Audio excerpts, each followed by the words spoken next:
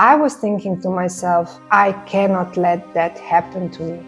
According to a 2023 Fidelity report, Americans have on average saved only 78% of the amount they will need in retirement, and 52% of the American households may not be able to pay for essential expenses in retirement, and the situation is worsening over the years. There are a number of reasons for this situation, and I don't want to go into details, but this video right here somewhere by Metro explains it very simply and very nicely how this situation happened. However, from my experience, how to combat the flaws of the system is with the power of knowledge.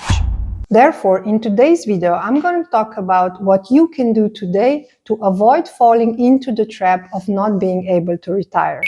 So by the end of this video, you will know how much money you need to retire comfortably, what is the number one mistake knowledgeable people make when they are planning for retirement, as well as what factors you should consider when you are planning for your retirement. But wait until the end of the video. I'm also going to share a couple of free, easy-to-use retirement planning tools that you can use today to start planning and preparing for a comfortable, potentially early retirement. Stick with me for more. First, let's start with the question, how much money do I need to retire comfortably? What is the magic number? I want to tell you a story. A couple of years ago, it was actually almost a decade ago. Time flies. I was traveling to Singapore and I loved the country. Everything was clean, very well set up, safe. I loved it. One evening, I grabbed a cab to get back to the hotel and this older man was driving me. So we started talking. He was very well mannered. He spoke perfect English. It was obvious that he was highly educated and that he came from the corporate world. So I got curious and I asked how come his English is so good. He explained to me that he worked as a sales executive for a big corporation until he retired. He lived a retired life for quite a couple of years until he realized that with his savings and his pension, he will not be able to cover his expenses. So he went back to the job market and started searching for a job. But with his years out of the market and his age, he was not able to get anything in the corporate world, so in the world where he built his whole career. So he had no other choice but to start driving a taxi. And while he finished his story with a very optimistic sentence, I am so grateful that the country now allows me to work until I'm 75. I was thinking to myself, I cannot let that happen to me. We continued to talk and he explained to me that he was planning to retire on the cost of living that he experienced during his career. However, what he failed to foresee is that with the development of Singapore to a very developed and rich country, the cost of living will increase immensely. And since that happened and he didn't foresee it, he did not have enough money to last during his final retirement years. And therefore, he needed to start working again. Alright, so how do we figure out that magical retirement number so that despite planning retirement, we don't end up working until we die? Here's the battle plan. First, know your financial situation. Add up all your assets, your savings, your house, your investments, and then deduct debt. This is your starting point. Then consider your income sources. This includes Social Security, pension if you have one, and also if you are planning to work even part-time. Finally, estimate your retirement expenses. And here you need to be realistic. Factor in your desired lifestyle, such as traveling, maybe some hobbies, your housing situations. Do you want to maybe downsize? And don't forget, of course, about the healthcare. This is shockingly expensive. Estimating your retirement expenses is, in my experience, very important, but it's also quite hard. And this is where the Singapore taxi driver flopped. He was not able to foresee the increased cost of living that will happen with the development of Singapore. And this forced him to go back to work when he was already enjoying his retirement. So when you plan your retirement, do not forget to account also for the increased cost of living. From my experience, it's better to account for a higher inflation than you would probably expect. It's better to be on the safe side, at least in my opinion, as I'm not really a risk taker.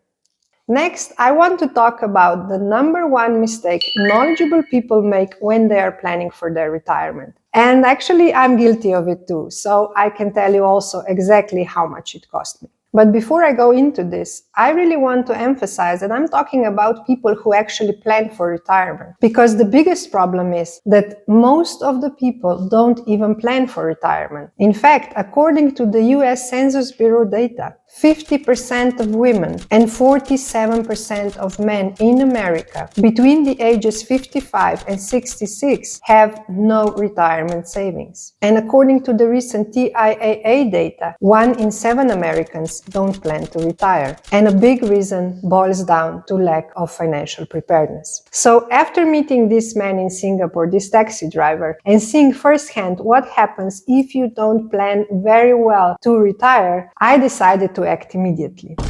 I used my CFA knowledge and started to estimate how much money I would need in order to retire comfortably at an age of 55 or 60. But I made one big mistake. I used the famous 4% rule. The 4% rule is based on research findings that if you have invested 40% in bonds and 60% in stocks, you'd have a strong likelihood that you will be able to withdraw an inflation-adjusted 4% of your nest egg every year for 30 years and possibly longer, depending on your investment return over that time. So let's say I estimate that I will be needing $4,000 every month to cover my expenses for the next 30 years. The simplified 4% rule states that I would be needing approximately $1.2 million to get through my retirement. And I think this is a great estimate. It is a guesstimation which gives you a bit of a ballpark, a bit of a feeling of how much money you need. But its simplicity is also its curse. There are a couple of problems with the 4% rule, and one of them being that it doesn't consider any market downturns. A bad economic downturn can deplete your investment, and it will affect the amount that you have available at your hand during the retirement years. Also, the 4% may not be enough if you have a longer retirement period or you have a more luxurious lifestyle. So in a nutshell, the 4% rule does not account for the countless variables that are present in each and every individual's life. And this is not so much of a flaw of the rule itself or the math behind it. It is an inherent failing of any flat and firm rule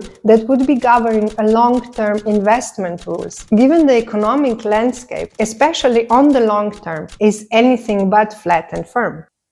Here are a couple of additional factors that the set it and forget 4% rule application would not cover. The medical expenses, different levels of spending during different parts of your retirement. Probably at the beginning you would spend more, but probably toward the end much less. And then of course the personal tax rate, which depends very much on the type of the investments which you have, the structure of it, and of course the country where you live in. So while the 4% rule is a good starting point, it's a guesstimate, it gives you a feeling where the approximate amount may lie regarding your retirement if you plan to retire for 30 years. It is, in my opinion, not good enough. It is not something I would want to rely on. And I started with this mistake, so I understand exactly what it means. So what to do to make sure that our retirement planning is as accurate as possible? What factors should we consider? Well, it's going to take some work. It's not going to be as easy as applying the 4% rule. But in my opinion, it is very much worthwhile if this means that we will be able to enjoy our retirement to the fullest for the whole period. So this is what you got to do. Take a couple of hours and really think about what you want to do during your retirement. Do you want to travel the world? That will probably increase your cost. Are you thinking about relocating? I hear that you can live a great retirement life on $1,000 only a month in Panama, the Philippines, even in Portugal and Spain if you are more of a European person. If you are not planning to relocate, should you account for the expenses to rebuild your house at a certain point in time? And then also, probably in the later years of our retirement, most of us won't be traveling anymore, and we will want to settle down a bit, which will probably bring down the cost, excluding the healthcare. The point is to really think about what you want to do during your retirement and estimate the cost associated with that as realistically as possible. Also, factor in that you are thinking about probably 20 to 30 years of your life, so most probably not all years will be the same. Of course, I know this can be an overwhelming exercise, let alone all the calculations that need to be done. But this is where you can get help from any of the free online tools that are available out there. So let me mention a couple of them which I like the most. Oh, and don't worry, you don't need to write any of these down or Google them yourself. I'm posting the link to each of them down in the video description below. First, NerdWallet. NerdWallet's retirement calculator is very easy to use and gives you a quick and simple overview on what you will need and what you will have based on the inputs that you provide. If you want to go a couple of steps further, Honest Math provides a free in-depth planner and retirement calculator that enables you to also address one-off expenses such as rebuilding a house, and also runs a Monte Carlo simulation to calculate your financial situation at different ages. It also includes 3 different scenarios based on potential market fluctuations. Finally, the one that I love the most, the Financial Mentor's retirement calculator. It is really easy to use and it simply explains what is your current situation and what is the gap to get to your desired result. And it also allows you to play around with different one-off expenses and stuff like that. So this is my favorite choice. I know that retirement planning can be a drag, but planning now can mean the difference between firing up the grill in your 50s or being stuck in the office grind at 65. In fact, if you ask people who didn't plan for their retirement what was their one wish, it is usually this: I wish I had started earlier. So retiring comfortably is totally achievable.